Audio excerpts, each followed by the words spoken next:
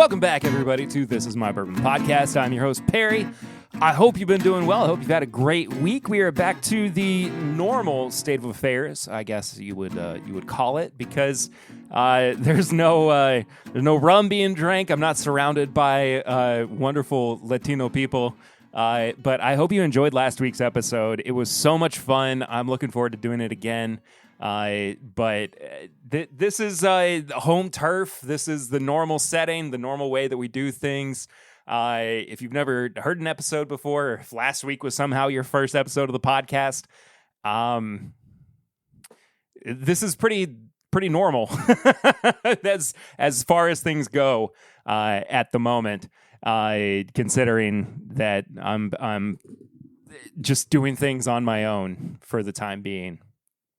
I'm rambling a little bit, but that's okay, because I'm just happy you're here, and I'm happy to be chugging along for yet another episode. 406 is where we are. We're going to be diving into the White Oak Rye from 2XO here in a bit, part of their Oak series. Before we get to that, though, we start every episode off with a segment known as Flying Blind, where I try something that I've never had before or something that I haven't had in a while and I've kind of forgotten about. And I was kind of bouncing back and forth between a couple of things, and I dug into one of my many boxes of samples, and I just found a sample of Knob Creek Rye. I don't know why I have this. I don't even really know who this is from. It kind of looks like Swan's handwriting. It kind of looks like Tony's. It could be Chad Perkins' handwriting.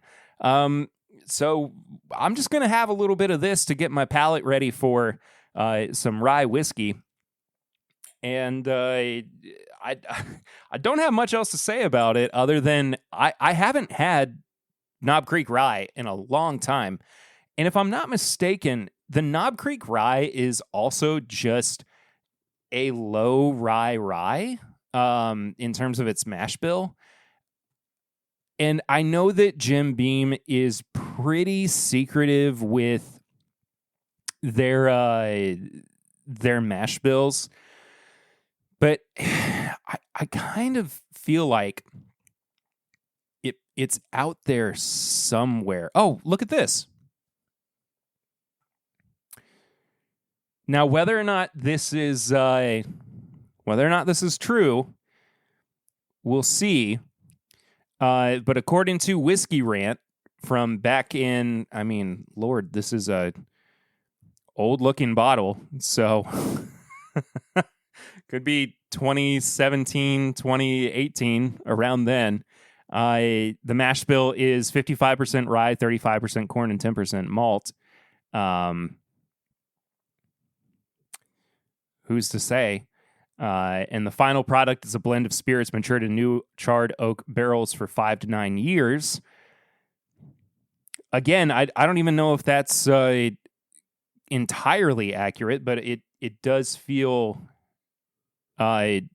somewhat accurate. I think now, and this is from Jim Beam's Knob Creek website, they've brought the age statement back up to 7 years old.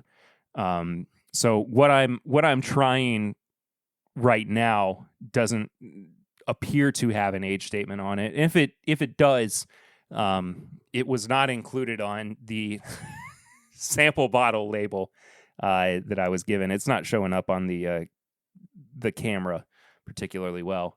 But we're just going to get into it because why the heck not?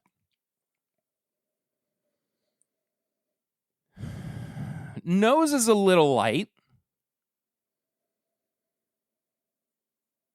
which makes me kind of think that this might be in the actual 5 to 9 year range. Getting into it a bit more since I kind of cleared my nose out. Hints of like licorice, bits of like apricot.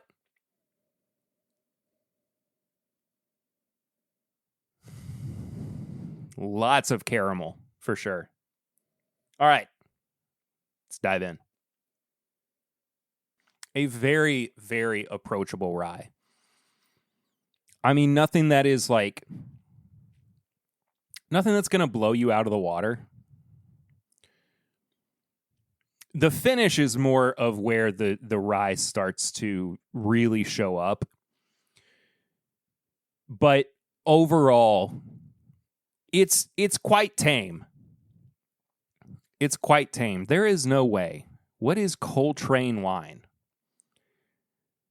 Because apparently they are selling Knob Creek Rye. Okay, that's a 375. Let me show you for the video viewers. They are selling Knob Creek Rye in a 375 for $18.99. I thought that I was seeing a full 750 for $18.99, and I was about to lose my mind. But upon further inspection, it makes sense that this is the 375 bottle because the neck is insane in terms of sizing. I didn't real. It looks like it's about $30 to $35 for the most part. This is, I mean, honestly, a pretty good rye. It's not. Again, I'm not going crazy over it.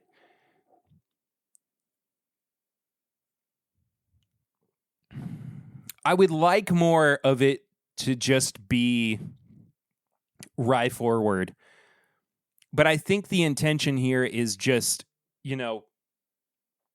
introducing people to rye whiskey more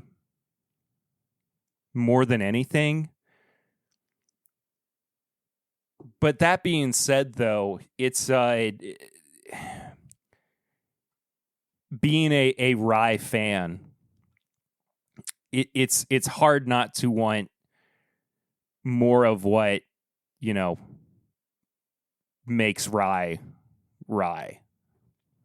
So, anyway, nice way to warm up the rye palate, and I'm looking forward to trying out this White Oak Rye here in just a bit. But before we get there, I want to talk about what have I been drinking recently. And I haven't recorded an episode of the podcast since last month.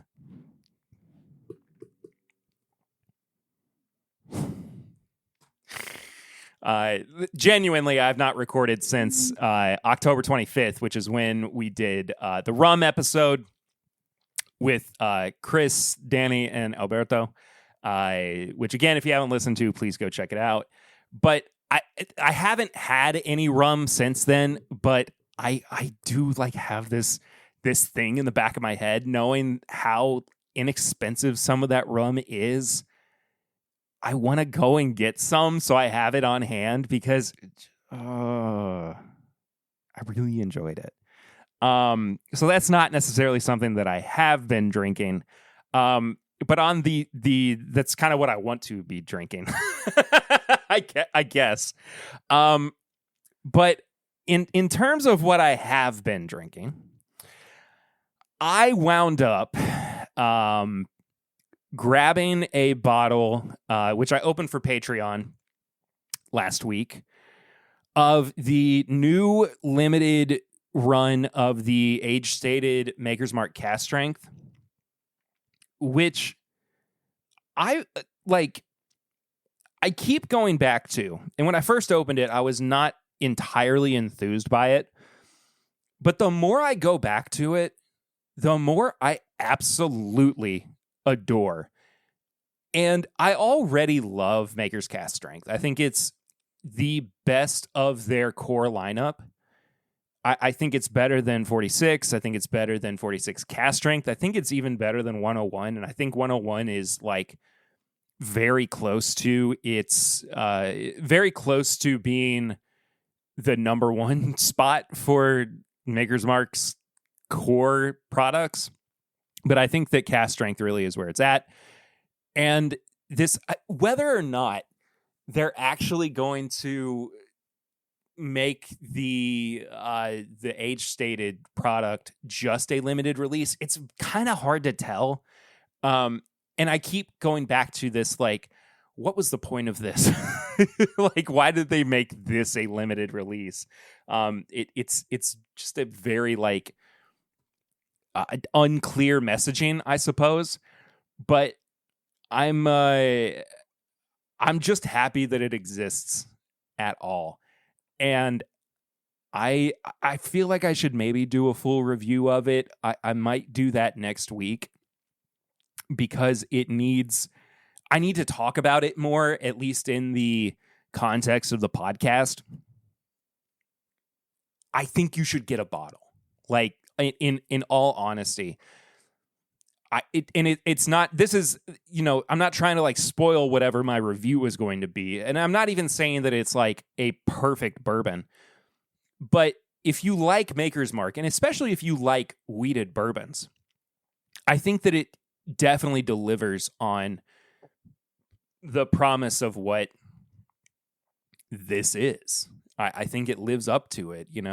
Maker's Mark is traditionally about like a 6 or 7 year old bourbon. They always say that it's blended to taste, but this kind of like shows that at 7 years old, they're doing something pretty right with their product. Being a cast strength lover as well. I mean, it hits all the right notes for me, I gotta say. Doing a little weather check, I apologize. We're supposed to have some storms here in a little bit, and I'm trying to get as much of this recorded as I can because I'm a little concerned that we might have a power outage based on the forecast. So I want to. I'm just trying to not get through it, but at least just push into it. Trying to think what else. Finished up a 6-pack of Sam Adams Oktoberfest the other day. I had some weird like ups and downs with this 6-pack though, because like 1 or 2 of the bottles in it were completely flat, like no carbonation to it at all, and I don't know why. It was the most bizarre thing, and I just like I didn't even. It was like playing roulette with a 6-pack of beer, and it seemed like the first one was perfect, the second one was flat, and then once I got it kept changing, and by the time I got to the last one in the 6-pack, it was perfect again. No idea why. If there was any quality control or anything, or if it was just an off day of bottling for Sam Adams. Couldn't tell you. But I love Sam Adams Oktoberfest. I think it's just a very, very baseline Oktoberfest beer, and was the first Oktoberfest beer I ever had. And a pretty good one to go back to every now and then. But yeah, I think that's about it for what I've had of note recently. Some of those random rare characters, the single barrels that Old Shade has handed off to me. But otherwise, yeah. Oh, you know what else? It's kind of far away, so I can't grab it. But the last time that I saw Chad, he asked me if I wanted this bottle of Penelope Light whiskey. 12 years old, 120-ish proof. Is it 12 years old or 13 years old? I can't remember off the top of my head. I like it a lot. And I know light whiskey is not for everybody, but it's one of those that I have a soft spot for. And this one in particular is so unique. It's got such a weird, like, velvety profile to it that I just kind of like, every time I go to it, I'm like, it helps kind of reset my palate for bourbon, for rye. and it was just a nice little like present to have from Chad as well. But yeah, that's what I've been drinking recently. All right, folks, we're back to a review this week. I'm genuinely very excited for this. This is the very first rye that has ever been released by 2XO. I think it's interesting that it is under the Oak series, which is slightly in their more affordable line for 2XO. But it is the White Oak Rye.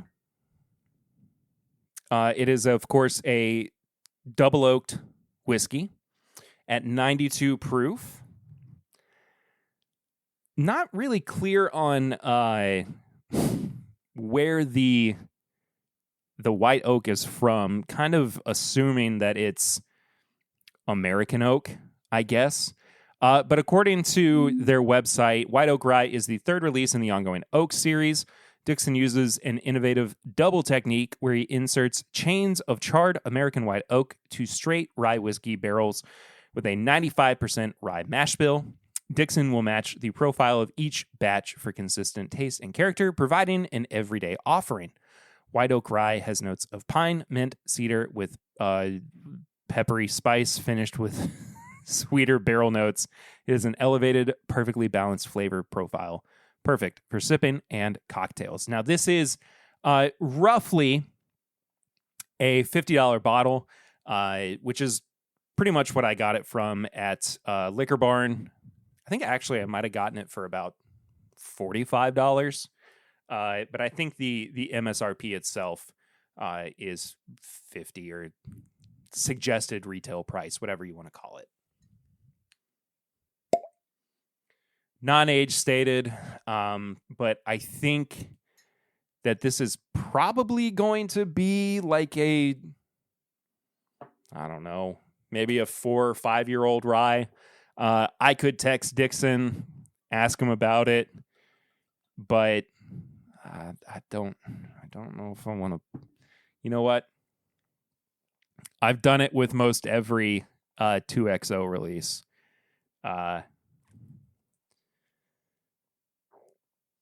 Let's just see. How old is the 2XO White Oak Rye?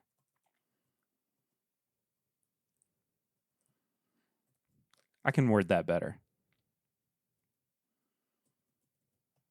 How old is the whiskey in the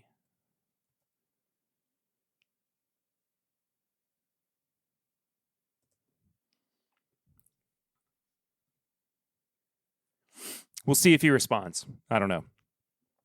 I think also, this is a side note. This has absolutely nothing to do with the what's in the bottle itself. Every single daggum one of these 2XO bottles, whether it's the Icon series, the Gem of Kentucky, or just the Oak series, these bottles are sexy, man. I just think they look so nice. And of course, it's got the green label for rye. This just looks good, man. It looks really nice. So, letting it open up just a little bit, but I'm going to give it a couple swirls, and then we're going to give it a nose.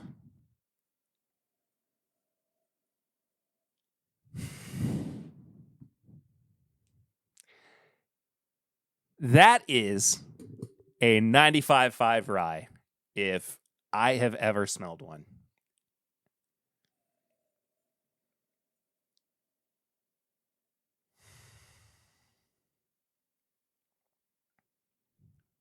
I mean, straight off the bat, it's oaky. I mean, you can't deny that it's going to be oaky because of the process of the 2XO. The 2 times oak that they're going through. It's right in the friggin' name. What are you going to do?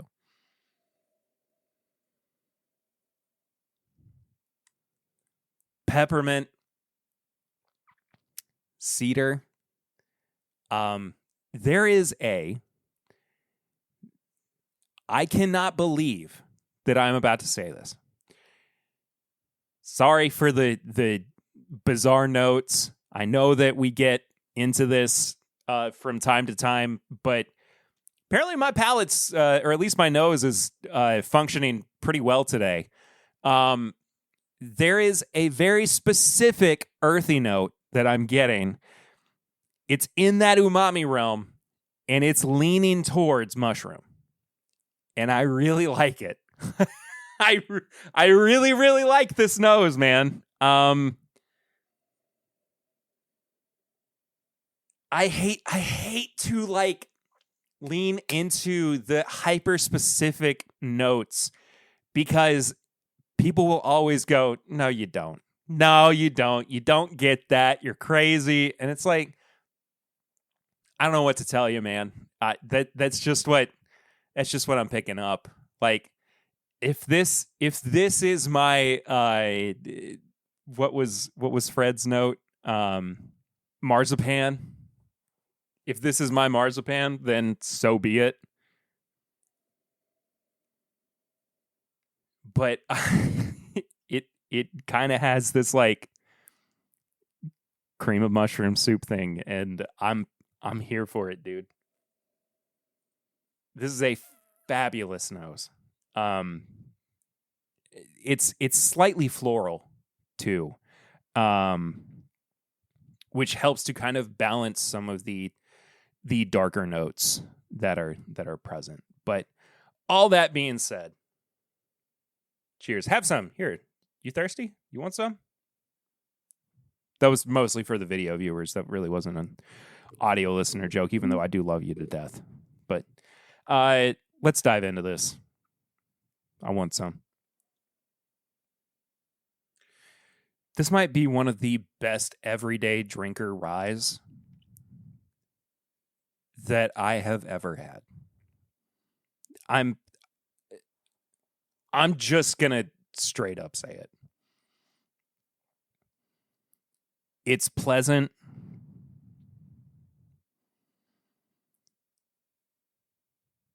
It's not overpowering, but it is still, it's so much more of a rye whiskey than the Knob Creek that I had earlier in the episode was.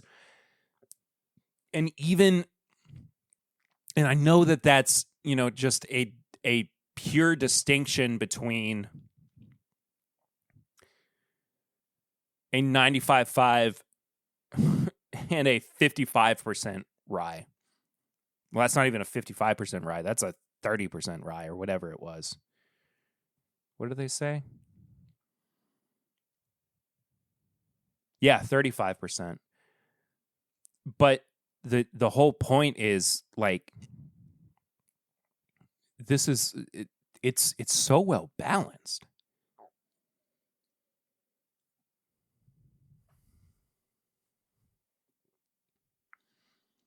Absolutely fools me that it's 92 proof for a couple of reasons. The first one being the mouthfeel. It's really, really oily. Something I was not expecting from a 92 proof rye whiskey. I think that the mash bill is doing a lot of heavy lifting here, as well as the double oak process as well. But that being said, though, it's in this spot. And a lot of what I do with the evaluations of whiskeys on this podcast is what is missing? Where do the puzzle pieces not fit? And to me, what I'm feeling about this is there's not a lot missing from this. Is it 100% perfect? I don't think so. But it's pretty darn close, man. I'm gonna be honest with you. For a rye whiskey that you can go into a liquor store, grab and have on your shelf, on your bar cart, on your counter, any day of the week, mix into a cocktail and just call it a day. This is spectacular.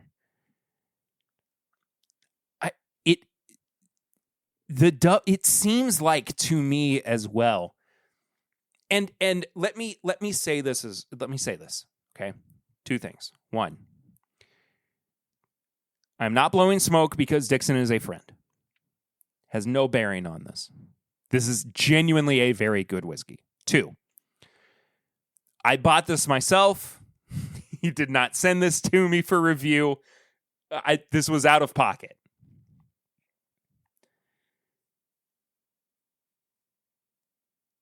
All that being said, I'm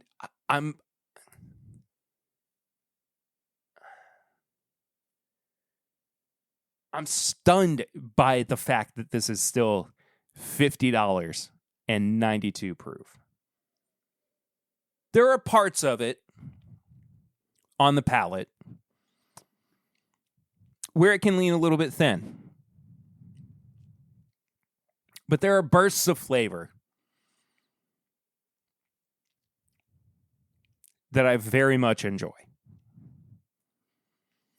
And I think that like the upper part of the profile where it's very like citrusy and it's very oaky, that is going to be what allows for it to shine as a sipper and also allow for it to stand up in cocktails. It's a very diverse rye whiskey.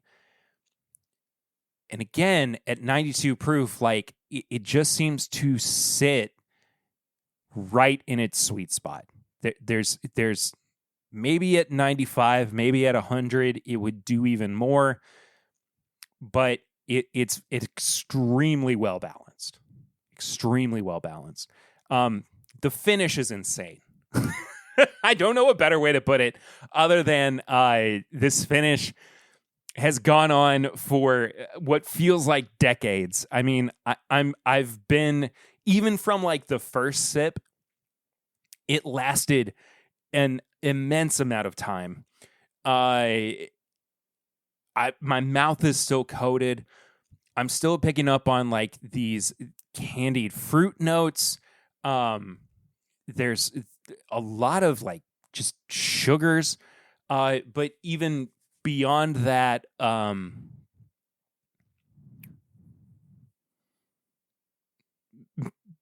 like toasted walnuts too.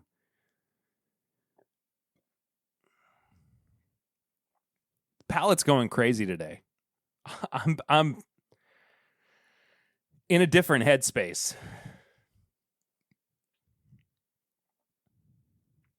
That umami, like that umami note is also still present on the palate. Not necessarily as much, but it's there for sure.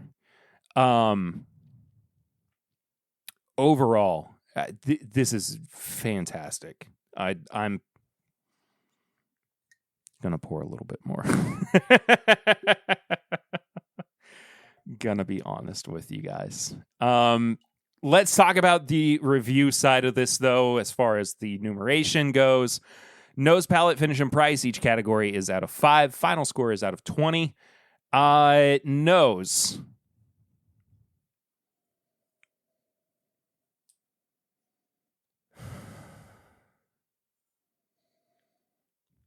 Nose did take a little bit of warming up to. I'm going to kind of give that I'm going to chalk that up to it being more of like it being a fresh crack, but also like even going back to it a little bit, I was having a little bit of a hard time pulling out a couple of notes. That being said, though, once I did really dive into it, it is so unique and it is so packed with incredible flavor. Or notes, whatever. 3.5 on the nose. Palate, things start to ramp up. It is a 4. I think it's so diverse. And even if you are just a bourbon drinker, you're going to find yourself potentially starting to cross over to the dark side. You know what would be interesting? This might be a good candidate for best way to drink. I might not do it on an episode of the podcast. I might do this for a live stream sometime, because that would be a good fit eventually. Because it seems like there are so many different ways that this could be slotted in, but it's so big and so bold at, again, 92 proof. But yeah, 4. Finish though.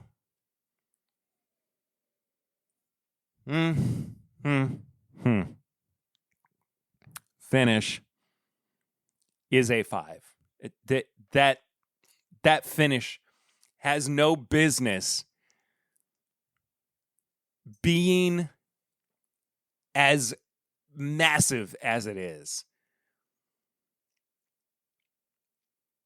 And going into the different realms of possibility that it does, either the journey into mystery, that is the finish here.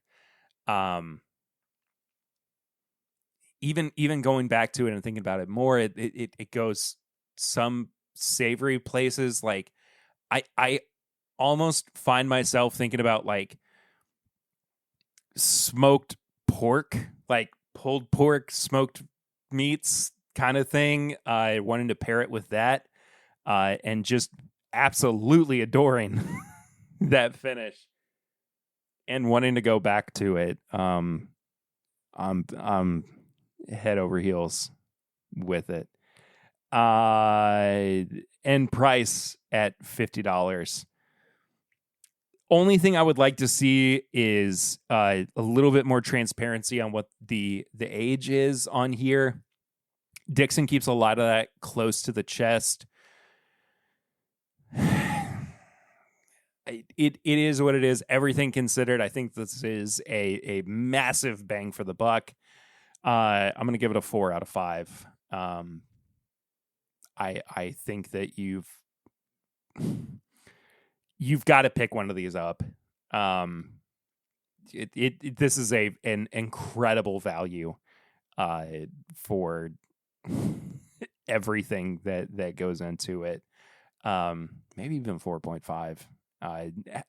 Having issues with the fact that there is no age statement on this is such a like niche complaint that I feel like it's almost being unfair, especially considering the fact that it's $50 and how much I really just enjoyed the pour itself. I think I am going to bump it up to a 4.5, actually. So all of that being considered, that is a 17 out of 20. I wasn't honestly expecting to like this as much as I do. It's beautiful. It's beautiful. Grab a bottle, man. Get yourself some. It's fantastic. Mix it up in a Manhattan, put it in an old fashioned, do something great with it. You're gonna thank yourself later. I think you're gonna have a fun time with it. How can we top that review? Oh, I know, by heading into the Barrel Ring segment of the podcast, which is a segment of the show that you can actually be a part of by calling in and leaving a voicemail or by texting and just leaving us a little message that we will read out here on the show. We'll listen to those voicemails as well. The number for that, though, is 859-428-8253. And I appreciate everybody who does leave text messages or voicemails for Barrel Rings. The first one comes from And I don't cherry pick these. These are just literally the ones that come through on a weekly basis. Sometimes there are none. Other times there are a lot. We got 3 this week from different people. The first one comes from our buddy W. Leb up in West Lebanon. He said, Perry, after listening to you describe your love of video games, I wanted to share with you one of my hobbies. This, as you may or may not know, is a pachinko machine. And for the video watchers, you are seeing the pachinko machine on your screen at the moment while I'm reading this out. This is how people in Japan occupied their time prior to the joystick. I enjoy buying these relatively cheaply and restoring them. Great episode and interview last week. Have a great rest of your week. Also, I forgot to mention, thank you for doing the research on that comedy skit. I really enjoy the old school comedy sketches. Thanks again. This machine looks absolutely fantastic. I am a big fan too of modern pachinko machines. I think I have a I don't think I've ever talked about this on the show. Are they actually called? No, okay. So there is it's a separate thing actually.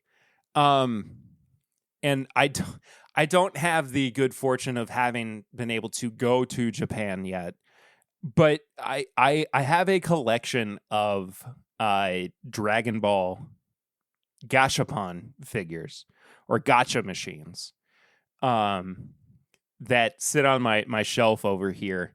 That they're all only about like 2 or 3 inches high, depending on the character.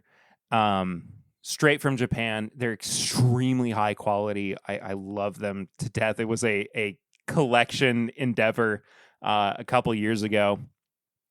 I need to expand the collection a little bit as well. And I haven't done so in a while. But it was just a fun little thing that I did. But like the pachinko machines I've seen just in like video games in the past, and I love that WLab just, this is so cool. I mean, this is absolutely fantastic. I adore this, man. I don't have anything else to say about that other than thanks for sending that. I mean, really, like, it's one of the coolest things I've gotten sent for a barrel ring. We got a voicemail next. This is from Mike Schneider. Hey, Perry, it's Mike Schneider. I'm not in my car. I was just in my car. I'm sitting in front of a coffee shop, sipping some coffee, my morning coffee, and looking at cars, if that goes with the motif. Anywho, what I was going to ask you is, after your good interview with Corey Marks, I was wondering, he mentioned Jack Daniels, and I thought about music. Do you almost pair music with certain beverages or points in your life or events in your life with music? Let's say, mornings in the mountain, it's going to be lighter music with maybe sipping on coffee with maybe a little bourbon cream, or, rainy afternoon, glass of red wine with the fire going, or, you're smoking cigars with friends, so you either got a good hefty stout or a good stronger bourbon. Is there something along that lines for you, maybe life event and beverage pairings? Anyhow, have a wonderful day and have a wonderful week. Glad everything's going great. Talk to you later. Bye. I love this question because I go 2 distinct ways with pairings or with my drinks. Coffee black and whiskey neat, as they say. I mean, I drink cocktails too, of course, but I am man. It has been a long time since I have gotten the chance to go to the mountains, to go to like Gatlinburg. get up in the morning and drink coffee. But it is one of my favorite things in the world. I mean, it is not atypical for me to, I mean, in any social gathering to just drink bourbon. But in like a music setting, I'm pretty much drinking beer. Honestly, I'll go to some place like, and this is, the music venue in, Southern Ohio, Riverbend, where I go to most of like my bigger concerts. They'll have, Bud Light as their canned beer. Or even, earlier this year, I got to finally go see Tyler Childers. And he was at the stadium where the UK Wildcats play their football games. And I talked about this earlier in the podcast, not this episode, but earlier in the year too. But it was like $16 for a regular can of Bud Light and Mick Ultra, which was insane. But I think it's easier to, like, at concerts and things like that, just drink beer, because bourbon's going to be more expensive if they serve bourbon at all. Now, if you go to some place like Riverbend, they do actually serve bourbon. And they serve bourbon slushies as well. And if you are smart about it, in the way that I have been in the past, you grab a bourbon slushie, which at Riverbend is made with 4 Roses. And then you also grab an extra pour of 4 Roses. And you get about a little bit of a 4 Roses floater. It's a good time. But all that being said, though, it's also about the moment for me, like, just dependent upon what's around, and like whether or not I've brought anything to the gathering, I suppose. But it is not uncommon for me, because in most of the circles that I am in, I'm just like the bourbon guy, So I will have brought a couple bottles of bourbon, and they will get broken out one way or another. So anyway, I love this question. Also, a hefty stout with a cigar is really phenomenal. I really want to smoke a cigar now.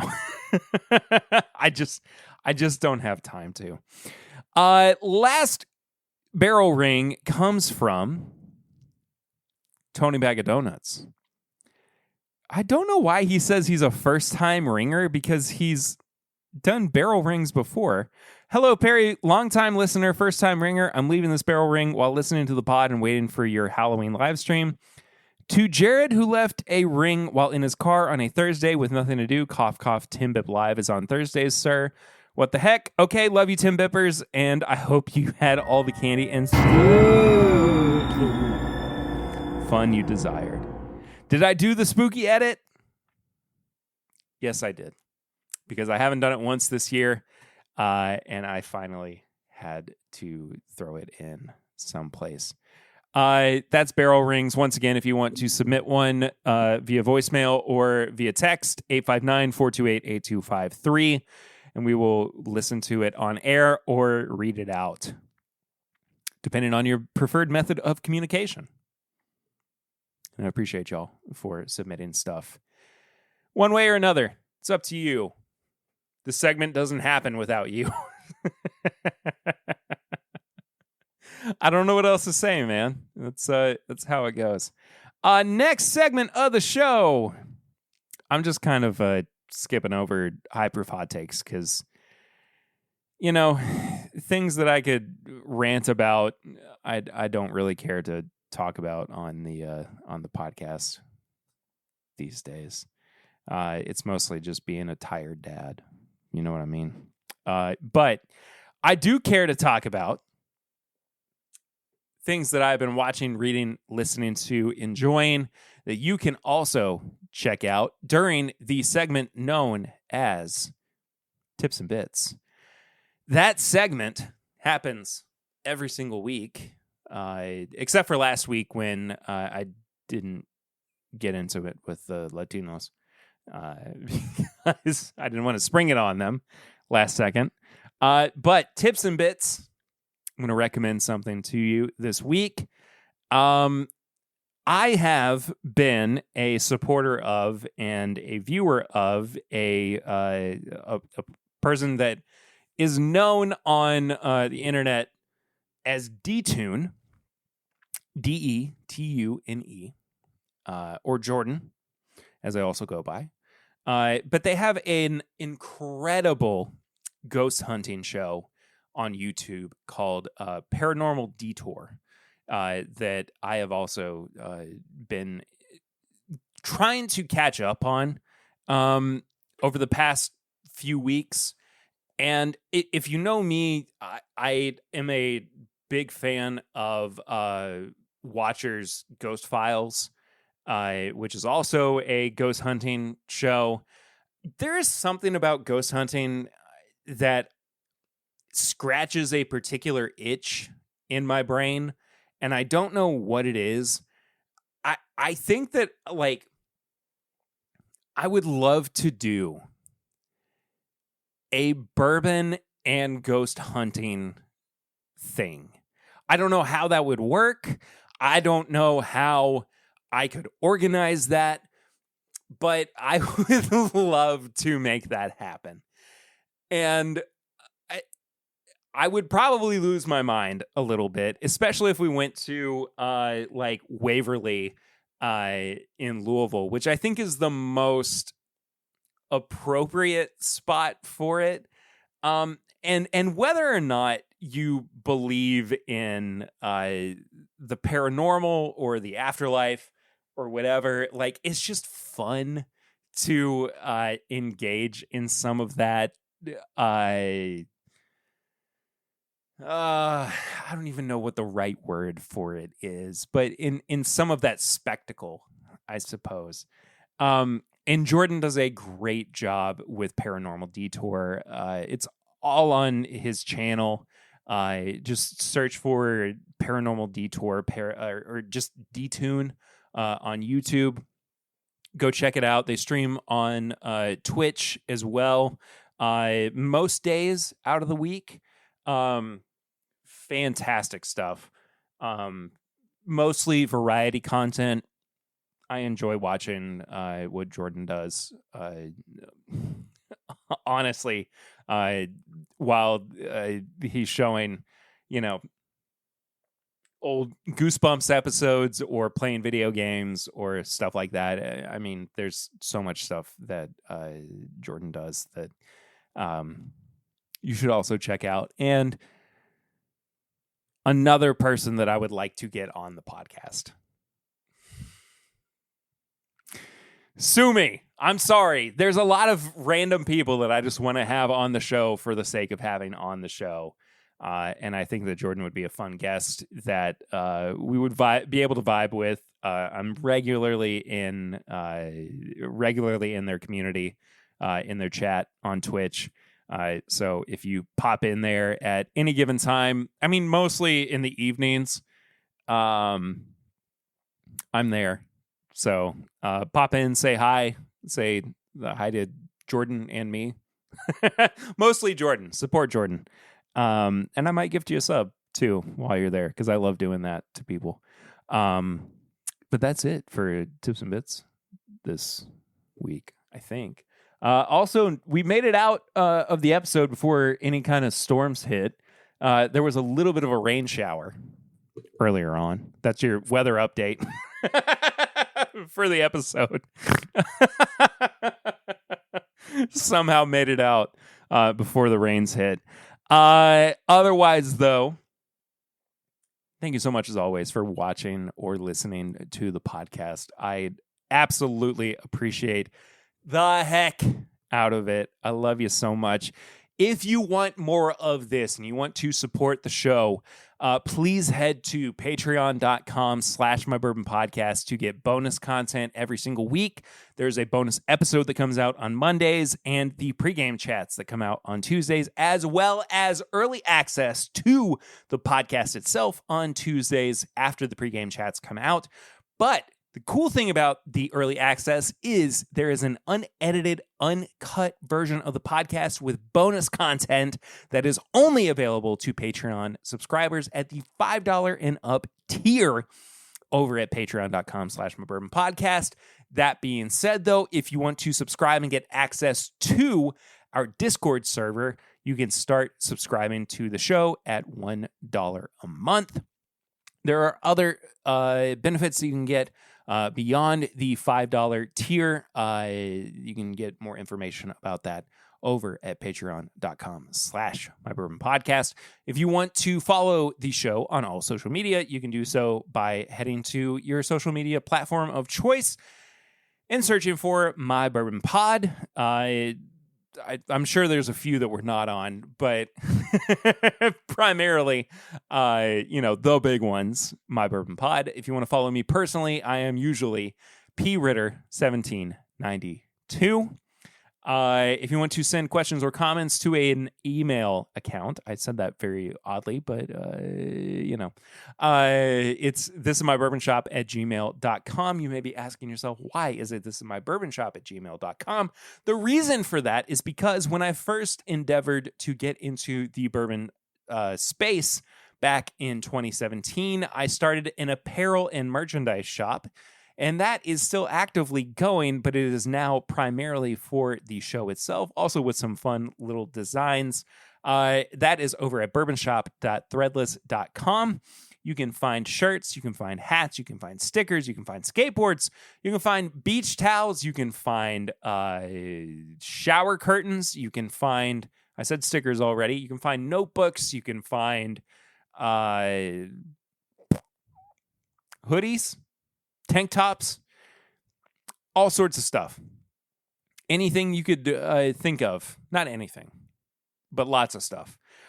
You can also, as I said earlier, leave a barrel ring for 859-428-8253. Get your voice heard on the podcast itself. That segment does not exist without you participating in it. If you have samples or bottles or mail that you want to send in to the podcast that I can open up, read, try on the show, we have a P.O. Box. It's P.O. Box 22609, Lexington, Kentucky, 40522. Send it. I'd love to check it out live on air for you, dear listener. And then last but not least, leave us a 5-star rating and review on your podcast app of choice, and I'll check it out. A couple weeks ago, I did a little deep dive trying to find new ratings and reviews, and I didn't find any. And I also am still waiting for the people who left ratings and reviews on the Apple Podcast app to reach out to me with their mailing information so I can send them some samples. And they haven't done so yet. So I don't know.